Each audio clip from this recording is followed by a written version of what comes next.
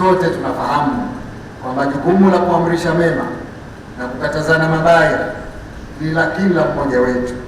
Hivyo nichukue fursa hii waomba waumini wenzangu, sote tuwe wafuasi wema wa dini yetu kwa kuamrishana mema na kukatazana mabaya, na sio kuwaachia mashehe peke yao kuifanya kazi hii. Mafundisho ya Uislamu yanatuelekeza kwamba utukufu na ubora wetu unapatikana katika kuamrishana mema na kukatazana mabaya. Hivyo basi, waumini wote tuna wajibu kila tunapopata wasaa kukumbushana na kuhimizana juu ya haja ya kudumu katika utekelezaji wa maamrisho haya ya Mwenyezi Mungu ili tuweze kufanikiwa hapa duniani na kesho mbele ya haki. Kama tunavyofahamu, baada ya siku chache penye majaliwa tunatarajia kuingia katika mwezi mtukufu wa Ramadhani.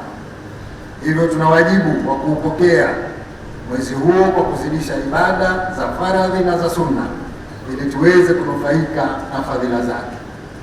Aidha, nitoe wito kwa wafanyabiashara kuzingatia umuhimu wa kuwafanyia wepesi wa maisha ndugu zetu katika mwezi mtukufu wa Ramadhani kwa kuacha kupandisha bei za bidhaa bila ya sababu za msingi ili tupate baraka za mwezi huo